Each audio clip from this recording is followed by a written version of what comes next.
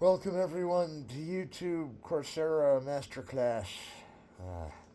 It's actually YouTube Masterclass Coursera to say it the right way, and it's a class that I teach that goes through USC, Calarts, and Harvard for sure. You can check with your school to see if they would give you credit for this masterclass course in order to get electives, and I only really get to the credit for CalArts and USC and Harvard with this program, and that doesn't matter because you can take the class if you're at a different school, and you just work with Coursera. Coursera can hook you up with a lot of different schools, and then like with this video, it's Coursera in the sense that you have to watch it all the way through to get it to count on your portfolio menu grades that you made it all the way through to the end. And that's the most required part. And then there's a final that Coursera will has written up from me. And there's two classes left. It's the 15th class right now, and it's the 16th class to close it. So I'm telling you, it was wild. I mean, we had a lot of interesting discussions, and everyone helped, and much of it was based on what I learned at film school. Much of it was based on studies independently that I've done on Tarantino. So, not that I'm saying I'm a Tarantino expert, because I'm not. But the reason I'm teaching this class is because I'm a Tarantino aesthetic expert. I'm an aesthetic expert.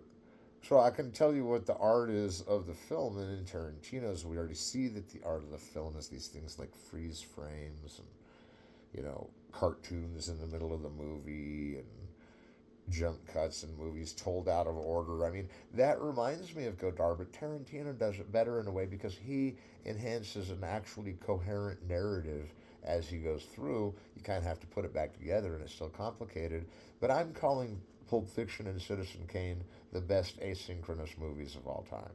And by asynchronous, that means they move around with the juxtaposition of you could be 5-year old here, 12-year old here, back to 3, and then suddenly you're 15 in a movie. And like they just do that, but like to really do it is the same actor playing the same age, like Orson Welles in Kane.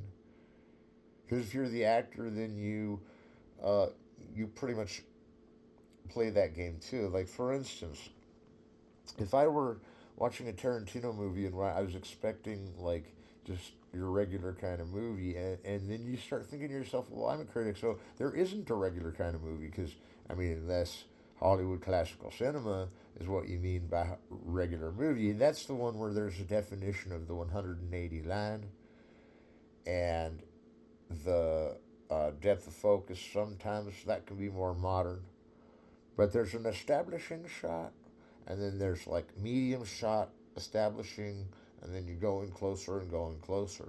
Tarantino, he'll jump right from the back to the front, like from far away from someone to close up.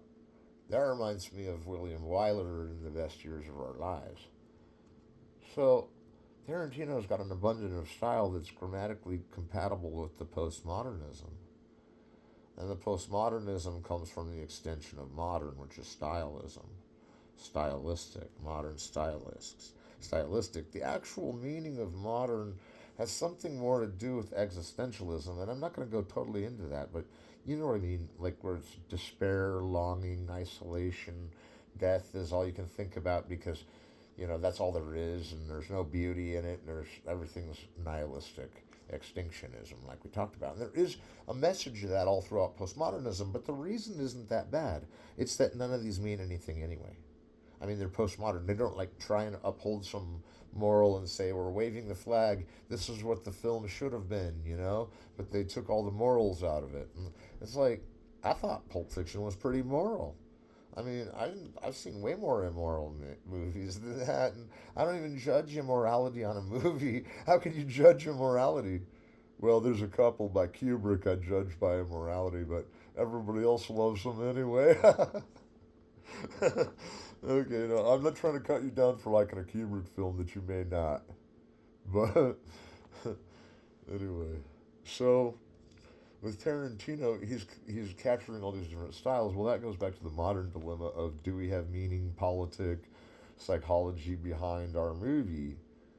And you do have those things, and they are, but they're less prioritized than the actual action and the actual command of the action, and where the action takes you, and how the action relativizes the editing. And with Once Upon a Time in Hollywood, I remember watching this in the theater in 2019. And I once again, it was like when Reservoir Dogs was ending too. It was like after its 5 year run, we were like, these movies have been out. This movie's been out for like a long time. It was out for like 3 years even here, and that's partly because in a small town it takes longer to get here than. Uh, and I apologize for my dusty surroundings, but no, I'm kidding. It's not that bad, but it's like in Once Upon a Time in Hollywood, the style is so expressive that you would think they almost have a message to convey, which revisionism isn't really the technical term for what they're doing, because if you think about it, revisionism is like one of those things that we study history, we learn history, we find out more facts, because like astronomy, you always finds out something else that alters everything else. History is a long line of revisionism ever since it started. People will revise a history book no problem back in the day, but we're talking about is change the story. Oh, but wait a minute. Change the story, but not because it's been updated the true way, but the way we want it. And that's ballsy, dude. I can't believe they did that. Well, like, it's really happening in Inglourious Bastards and Once Upon a Time in Hollywood. And I'm trying to think if that's ever happened again. That seems pretty peculiar to Quentin Tarantino that he was able to get all that credit for Once Upon a Time in Hollywood for doing such a great job. And he was, the good news is the critics were really happy about it. And we go through critical reception on all of these. And I remember on Grindhouse, Jay Hoberman and some other writers were saying that, go ripped, go twisted, go to Grindhouse. That was like the best tagline for a movie ever. And I didn't mean to like freak you out with that, because Grindhouse is just saying come stone, drink a beer, and watch the movie. And I'm like, this is a good idea. And they had already put out Cinnabaros, but you see what I'm saying? Like for a Tarantino movie, it's like when you're eating cereal like Eric Stoltz, and you look up and like something happened, and Once Upon a Time in Hollywood that made you just like crunch down on your, like you were watching the ending of the movie and you start spitting Cheerios everywhere. It's just like that's his main auteur style. This is a joke. He gets you to spit out your mouth if you freaking start laughing at one of his insane jokes. No, he doesn't do that. He's a real casual guy. He wouldn't be like drinking a soda and making you laugh. He would me, but that's just with his movies alone. So let's see. Guess what, everybody? I found Pulp Fiction, Reservoir Dogs, and Jackie Brown. Although it's a different cover, so I think we had to rebuy it or something. But anyway, no harm, no foul. This is a really interesting story. So these movies were just getting out of theaters, and in both cases there was this hiatus of movies. But then you say, what about when Pulp Fiction came out? Well, when Pulp Fiction came out, it was being made during Reservoir Dogs' time as well as Jackie Brown. I know the Kill Bills were probably made separately, and then, made at the same time, and then scaled together as two volumes that equal one movie. And there's after that, there's Grindhouse, and we're just talking about the critical reception on it was good, even though it was trying to be one of those movies that was like Deadpool in the sense that they wanted credit for it though, but they wanted to make kind of a joke on everybody for it. It's not a really funny movie, but it's like kind of a joke to say we're going to take the movies of the '60s and remake them in a year 2010 way. You know, And then right now everybody's still on the neo noir Tarantino style, where the amount of spin-offs from Tarantino, and I don't just mean intertextually either. I mean the number of pastiches of Tarantino's films itself, not his number, but every other filmmaker that copies him, which is pretty much every filmmaker, has tried to do a Tarantino type thing. And it's like he's alone in that.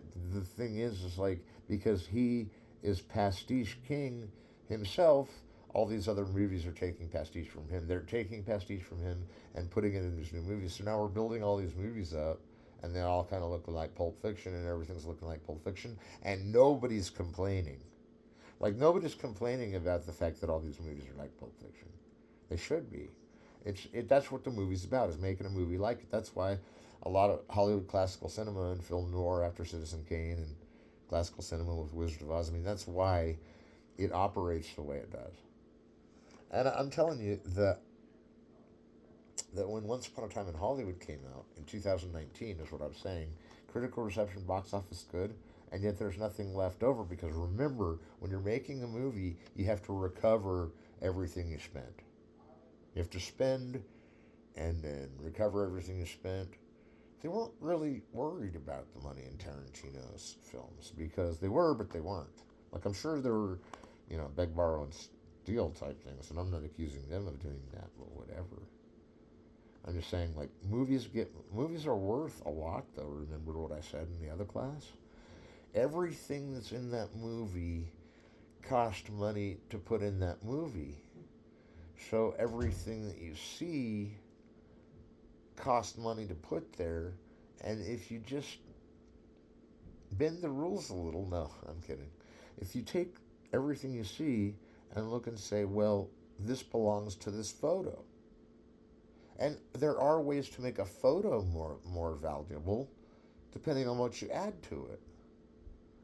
So there really is a valuable nature of the film when the money's already coming in, whether the scene is something everybody wanted to see or not, because the idea of the scene was intriguing to the audience, and then the audience is going to become like a cult follower before even seeing the film, you know.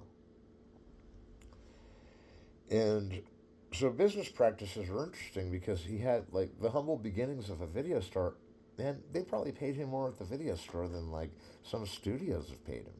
But all studios have lent him the use of their set. And so we've talked about all these different movies, and then after Grindhouse, of course, we get Inglourious Bastards, and then we get Django Unchained, and then we get The Hateful Eight, and then it's Once Upon a Time in Hollywood. And we see how all those movies correlate and form this universe, and then we're thinking, well, that's not very many movies. How did it take us so long to get here? And I was like, well, several of them had to be finished. Like, we had to finish the whole thing, but like, several of them had still like loose ends. Like, there were a few loose ends on Hollywood. Once Upon a Time in Hollywood. One thing I wanted to discuss is those movies like Once Upon a Time in America. That's a really good pacing movie by Sergio Leone. Like, it's kind of smooth and graceful and big, and there's some of that in Once Upon a Time in Hollywood. And all the Once Upon a Time movies connect anyway. Like, even the Once Upon a Time in the West, all those movies are part of the big same story. And that's what I love about intertextuality and the grand narrative, and then later pastiche and remakes, is that everybody has to get out this big puzzle of like, what all movies did this exact thing occur in, and was that a coincidence or not? And that's kind of fun to check that out. So I'm going to say that we might as well go back to that conversation yesterday and look at some compare contrast. Because compare contrast, I'm serious, when you compare contrast like one film to the other, then you can kind of understand what was more convenient for the director to apprehend. And I'm not saying anything against the directors because they can apprehend pretty much from here to eternity. You know, not just a movie, like the real thing. But if you took Tarantino and Orson Welles, for instance, and Orson Welles we did one other time with Griffith, I think, but we can do more than that. But if you take Orson Welles and you go with all of the nature of his films being subversive, was kind of modern. And subversive only in the way that it's edgy with him. And so Orson Welles, because he had the movie Citizen Kane and he had the movie Magnificent Ambersons and The Trial, and the Trial came after The Stranger, and after The Stranger it was Lady from Shanghai, and then it was The Trial, and then it was Orson Welles had a bunch of other movies like Mr. Arcadon, F for Fake. That was his last one. He had this one film that it's like I can't think of the title. It's like Yesterday Is Gone, you know. And then he has some unfinished projects, and he has Orson Welles also did Touch of Evil, among other movies. I missed a few, but bear with me. Oh, Othello and Macbeth, yeah, and other ones. But bear with me. I bring this up because now, if you look at his melodramas that are all through and Chimes at Midnight, even when they're all through this one kind of scope of like how it's a timeline, how it's movies. So then years don't get as arbitrary except for the release date. Here in Colorado is different than the release date in India 3 years from now. Like, you know, and and that's the thing about the world, is that when they saw this movie and everybody started copying it, like, and copying's the wrong word, it's pastiche, like One Car Why pastiche didn't Fallen Angels, but they were both working on those at the same time, and they got ideas from each other, Tarantino and One Car Why. And I feel as though there's kind of some adjustment to what we've got to say when we say international cinema. Suddenly international cinema is not a market, because I think international cinema is a market. Like, we've had troubles with the markets in some South American countries because of the wall and everything, but like, we can't always get our movies to Mexico that we would want to, you know. And there's censorship on that. Man, there's censorship on everything these days. I went to go check out a copy of, like, 420 the movie, and there was like, they were saying that, like, you can't watch movies like that anymore. And I'm like, dude, I'm at the video store. Why can't I just buy it? They're like, even if you buy weed, so Target, please listen to me. Please stock up your weed movies and rebel against these, like, angry, like, we can't have weed movies anymore types. Because I don't think, now that it's legal, it should stay legal, And I'm just getting into this to say that, like, it doesn't matter what the cause is so much, as long as we, like, aestheticized it. Because, see, even Do the Right Thing does that by Spike Lee. Because he aestheticized it, and he doesn't really call who had the right ending, whoever you side with. So,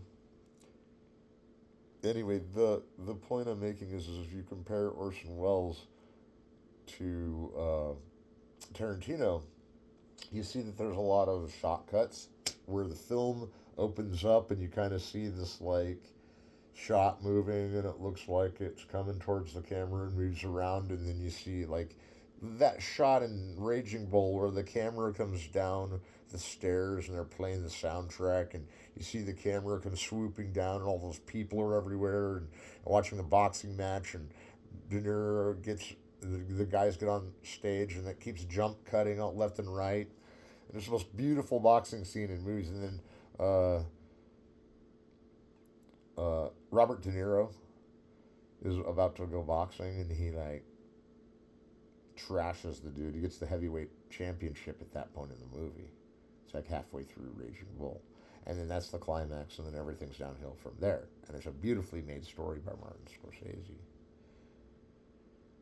And you can kind of see what I was just explaining, like how there's different themes and icons and wording of the text of even the movement of the film and the words in the film have similarity from the past because he's pastiching, But now, because of the beauty of postmodernism, everybody else is trying to take the same idea and run with it. And that was the biggest example of that. I mean, that it made international money meant that the international box office was clearly in the mood for Pulp Fiction. I think Pulp Fiction is one of the rare titles I've seen because of like that generation. Now, not me. That's what a friend of mine says.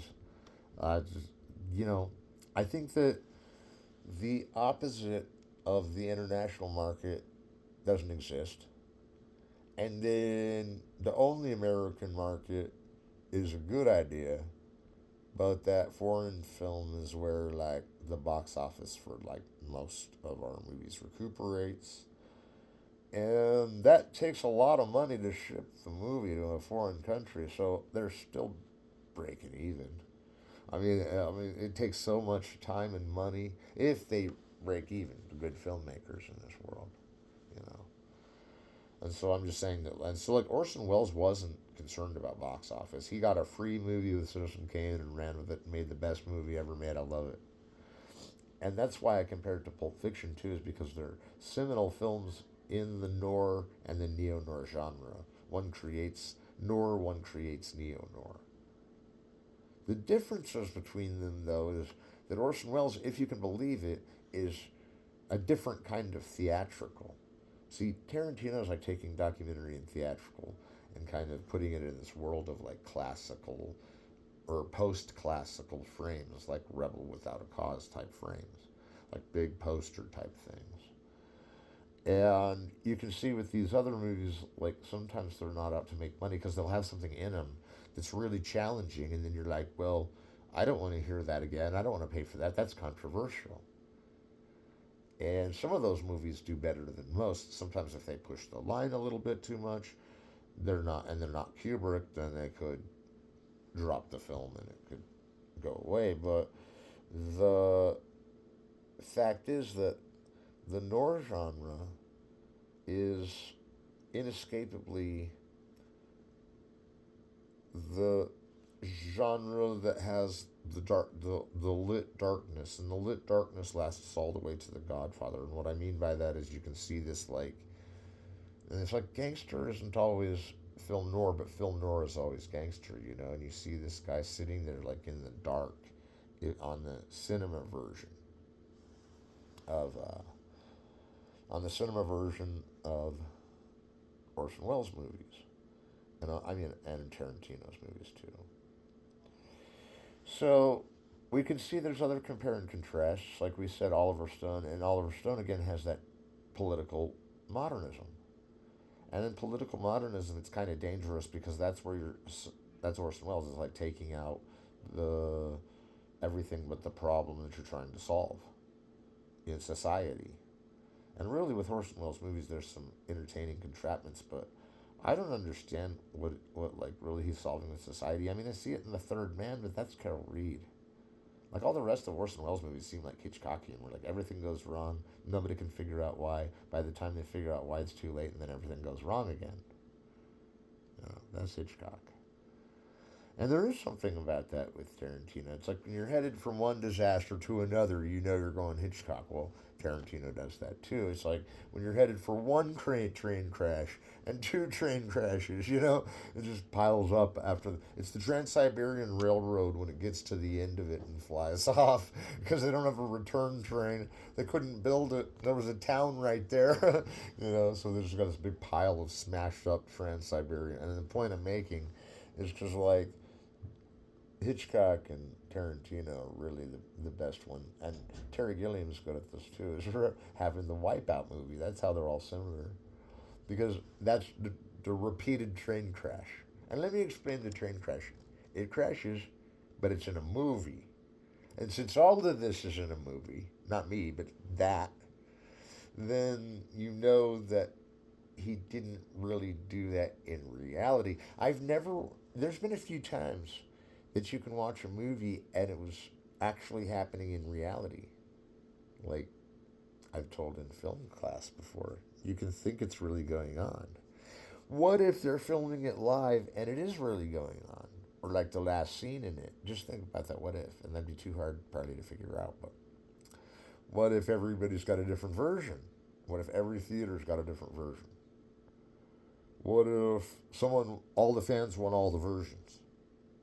And then what if next thing you know, everybody's watching the Hunger Games and then the world just turns into it? Because I remember when that happened, when that came out. No, I'm kidding. But I'm just saying, like, your world can be absorbed as cinema, but part of the cinema is to suspend your disbelief. That means when it's over, you return to reality. See, cinema is an invention that takes us to dreamland. It takes us to subverted reality. But by the time you wake up, you go back to the real world, and that's when the movie ends. Is when you're really sleeping and dreaming, but not knowing it. And that's how the mirror phase of your dream into your face come phasing in. And that's how you can strengthen the eyes that you have by like staring at the image, because while it weakens your sight, it strengthens the ability to see magnetic colors. And it's like if I was choosing what colors to see, then that'd be truly experimental. But if the film knew me and knew what I wanted in a film, then it would maybe try to do an AI and screw it up. Or it could lead me, like in the old days, to a real movie that's already been directed. I'm not saying all AI is not real, but the point is that like Tarantino wasn't only trying to go for like the mainstream. Like he's not really a sellout. His view is like Orson Welles. You can't get that message through in postmodernism though, because in postmodernism, everybody's got to be okay. It's coexist. We've got to coexist, and I know that's like a Buddhist phrase, but it's true. Because like even movies have to coexist. Like no one wants to hang out with me because I like Toxic Avenger, but everyone likes to hang out with him because he likes Titanic. And me, I'll hang out with both because I like Toxic Avenger and Titanic. In fact, they should have a version of Titanic where Toxic Avenger is cleaning the bathrooms in the lower deck. And then, so, what do you think it is about Tarantino that like really strikes for a class? And how did I? The main reason I was saying I got it is because I can be an aesthetic expert. Like if we look at Once Upon a Time in Hollywood, this is not a remake. It's an addition to the Once Upon a Timers. It's like a comedy drama. It's a farce. There's all kinds of there's all kinds of shots of L.A. from the '60s that they reconstructed. L.A. from the '60s is beautiful, and that you see drives around the city and hitchhikers and pretty cool things in this, and the costume design, of course, is just like amazing in every shot. And these are real actors; they're real people. I don't really know much about acting or actors or anything, but these guys look like they're strong. And this Margot Robbie, she's beautiful on screen. I don't really, when I'm doing these classes, the reason I do them is not for a favor for anybody. It's the curriculum that we teach. Like nobody came to my way and said, "I bet you can't teach this course." They might have, but like I wasn't paying attention to that. I wasn't going to take them on that bet. And so the point is that like Tarantino and Orson Welles ultimately, even though all his other movies were censored, didn't mind losing his money. He did, but really he would have done it anyway the same way.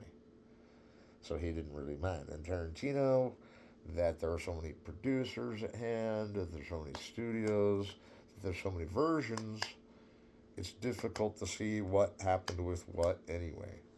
And usually, I'm learning that filmmakers don't have time to see their own movie because they're making a movie usually right after. And sometimes movies can take 5 years to make, you know. Like I remember that Schindler's List took 10 years to make, you know. I mean, movies take, that means it started in like 1973 when he was still going to, when he was just out of film school, when Mean Streets came out. Anyway, I just had to point out those facts. So, why did the movies end? Well, it wasn't really AI's fault. And the movies didn't really end because Tarantino's still no name around the world for the most part. The new generation can't resist his style from the 90s on. They see it and they're totally taken with it. It's like they're pulled in. You become part of the movie. You feel like it's painterly, so you feel like you're at least suggesting to the movie what to do because the movie asks you to, and then it takes those suggestions and uses them. But that's the genius, is that he was going to suggest and then use it anyway. But now you feel like the trick is now you feel like you did that because he guides you on which way to think while you're watching it. And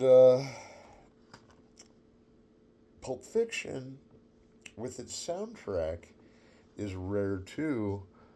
That it's I've talked about the Pulp Fiction soundtrack too, but Once Upon a Time in Hollywood has music that really comes from that era of the Summer of Love, but has some new like RZA beats.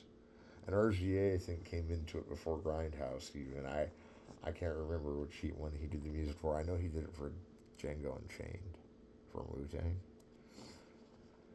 And Django Unchained had Rusty Cage. So all the soundtracks, actually, I should say. And we all know Reservoir Dogs, Jackie Brown's soundtrack. But Pulp Fiction, I'm going to argue, has the best soundtrack of all the rest.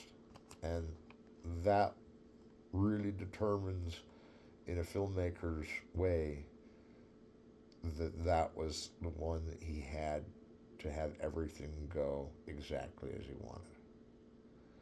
But the other ones, sometimes producers would change them into other versions without even him knowing, and then he'd find out, you know. So, and so Terry Gilliam and Oliver Stone, okay, they're psychologists and they're politicians, and we see that Tarantino's really not interested in politics, maybe anarchy, but not really too much. Maybe total anarchy for all we know. Maybe it's nihilistic extinctionism. But I'm not going to speak on behalf of his beliefs. The movies of Tarantino are the same thing. They border on existential nihilism, extinctionism.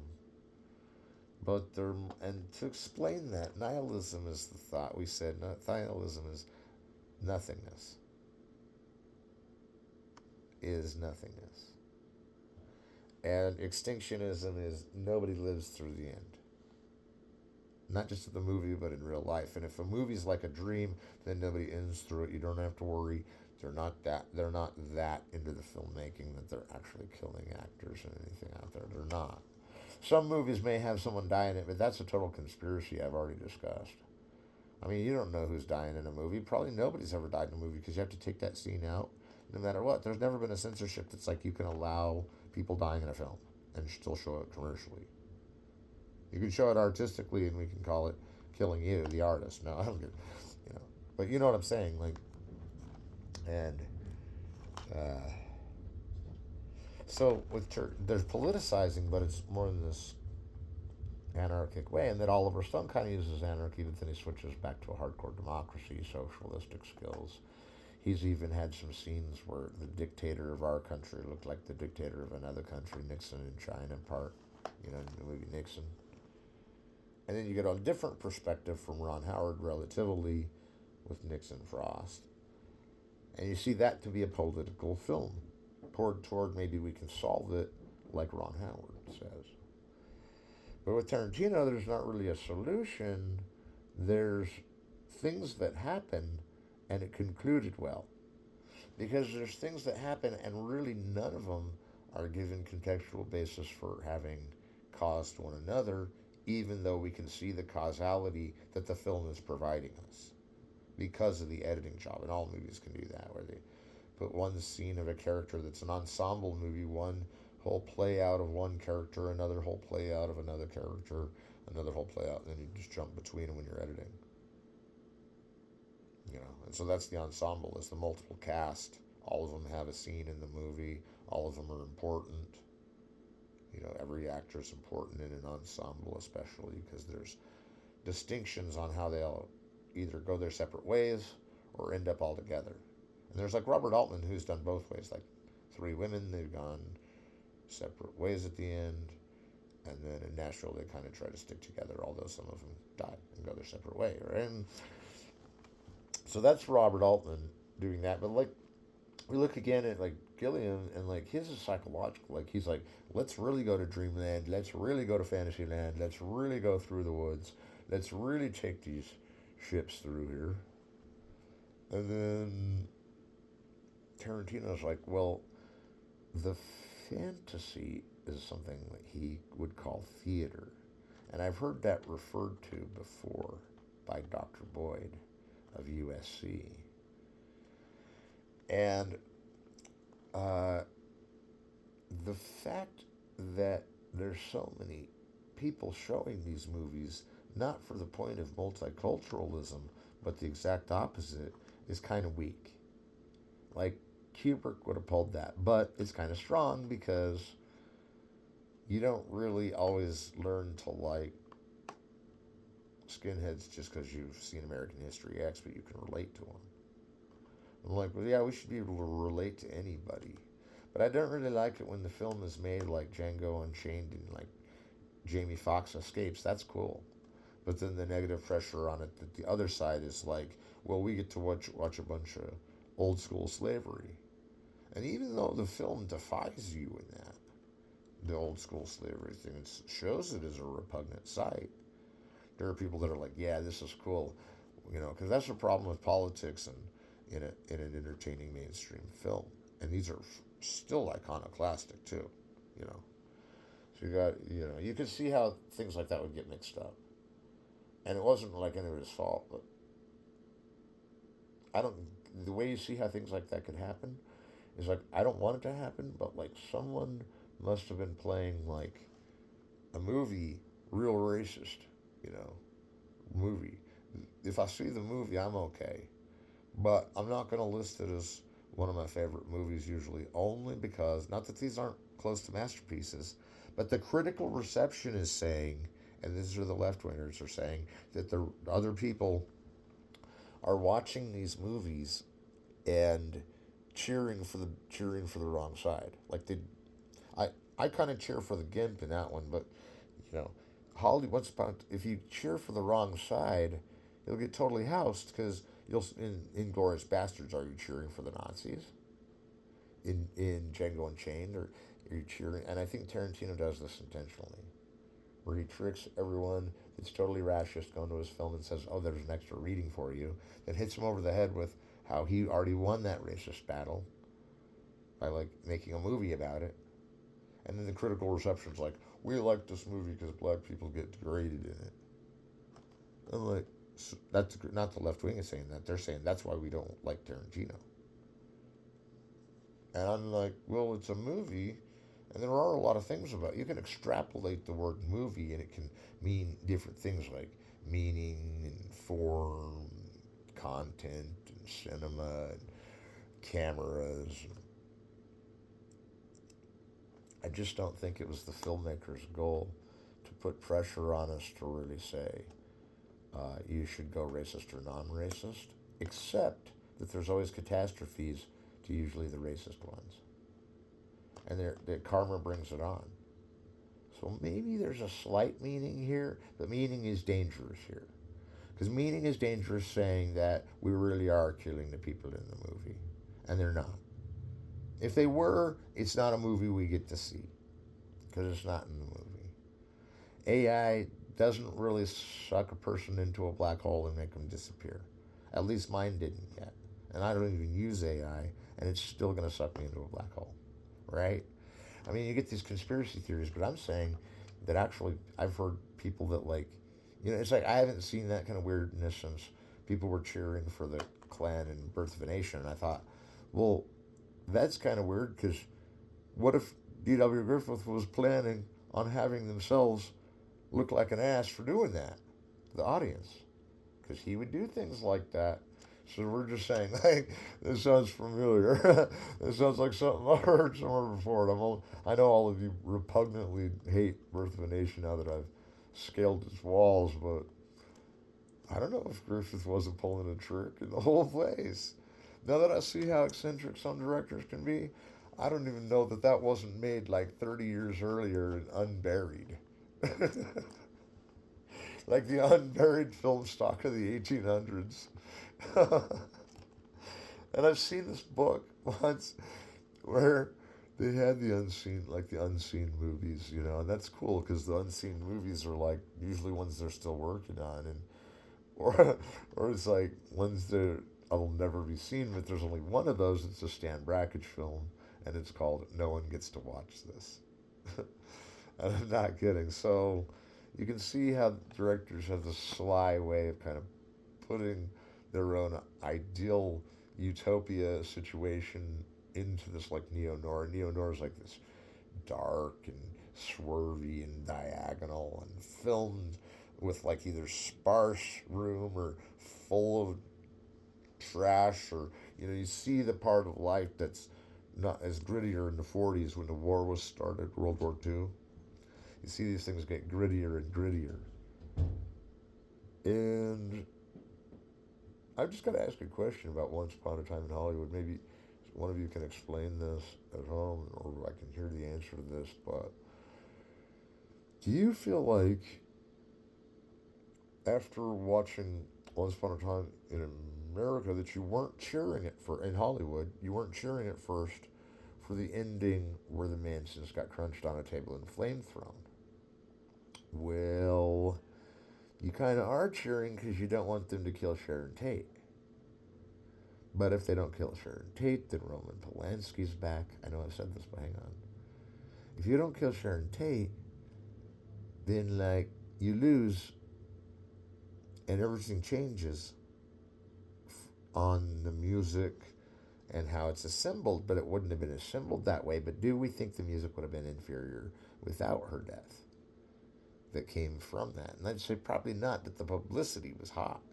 So if this is even about the publicity and how they killed the publicity, they're like, this is how we're killing the publicity of how the Mansons happened, because the Manson thing became a conspiracy theory. Like, you can go to the Museum of Death and hear his random anger, And probably somebody in Hollywood saw that Museum of Death and they're like, all right, I'm going to go find Tarantino, make him send up this Burn Hollywood Burn movie. And what's cool is it has like a happy ending. That's funny because most Tarantino movies are ambiguous ending, but here it's like, hey, we killed the Mansons. Hey, it's still ambiguous because you're like, how do you know they didn't like do that so they could take Sharon Tate the next day? If everybody was trying to kill her, would they have killed her eventually? Because was there ever a case before that where she was almost killed? You know. So. We've discussed a few topics. I was a little off on my transitions there, class. I'm sorry for that. We might have a shorter day today. We will have a shorter day. But there's a few things I had to talk about still. One is next week is the final exam. But there will be a lecture next week. And I don't know what day it'll be on. I never know one day to the next. My calendar's still on January, so I'm a few months into the new year still, and so are you. And if anything we get out of these, entertainment in terms of a ride is why there's so many cars in the movie, that you feel like you're on a motion ride in a car. They usually shoot from outside the car. But sometimes in Tarantino, you see them shooting inside the car in Once Upon a Time in Hollywood. And vehicles are such an important factor to these movies because, like when John Travolta crashes into Eric Stoltz's house, I'm talking about their characters in Pulp Fiction. Other icons he finds in his film are hybridization of genres. Like Inglourious Basterds is a drama, it's a comedy, and it's a war film. Mainly action adventure is what I credit Tarantino for, because he's like one of those guys that if you go to the store for, a glass of milk in his movies, then a million things are going to go, like the whole city's going to collapse, like behind you, and you'll just keep drinking your milk. That's just an example of this type of hybridization. It's sad that everybody died, but at least he got his milk. In this one, or at least he got his cheeseburger in Pulp Fiction, I should say. And then that's all subverted later in Inglourious Basterds when the main actress refuses the biscuit, or the biscuit with cream. Anyway, it was like a cookie type thing that this guy's building for her. I don't even know if she. I think she has to wolf one down, and it's a pretty offensive scene. But that they were Nazis doing it, and the moral judgment being off because they were films for the sake of film, cinema for the sake of cinema. They don't have to answer to morality. They don't have to answer to your views or my views. If they're multicultural, yeah, that means they don't answer to anybody's views. And there's sometimes Wells and Tarantino do things just for the sharp of it. Just to see if they put it in, it causes a big argument for everyone. And that's a publicity stunt. Publicity stunt just means a way to get people, an easy way to get people, not really easy, but a way to get people to believe in seeing the movie because they heard something about it. Like one of the cast members died, so now everybody's going to rush to the movie. And that's not always the case, though, because if there's actors that people haven't really heard of, and if there are actors they have heard of, nobody'd want to just, like, force that to happen. And they're like, well, we need to sell more copies. Psh, here goes a favorite star. But if that has happened, we will forgive them because no one will ever know. I don't think it has. I think that's one of those conspiracies that people are like, oh, that must be how the three actors that we even remember dying in our generation. I'm not saying that's a bad thing because we've all got to look back and lament and love and be with everybody and be there for anybody that dies in film. You have to be there for them, even if they were unknown or a little bit unknown. But I'm not saying everybody's getting along. I'm just saying that you can't deny that when a powerhouse circuit of a movie star as big as, say, John Travolta, who's this powerhouse, Bruce Willis, or these big powerhouses, Leonardo DiCaprio, Brad Pitt. They were such big powerhouses that they can carry a movie by themselves, and then you have this ensemble kind of. But they can carry the movie by themselves means that they can run through, get all their scenes done. They pretty much have to become like the director of themselves, and then the director kind of follows them around when he's making the movie. But you see, they're such star-studded. That means that they're money, fame, power. And all these movies are commenting on how money, fame, and power isn't everything because things can still go wrong. So I say that's kind of putting an ideology against saying this may not make sense, but we see your point. Like all the inside jokes, we see your point though. And the point usually is that I hate to say it, but nihilistic extinctionism is what happens when the sun burns out. By the time you hit the end of the movie, but that there is suspension of disbelief, no one really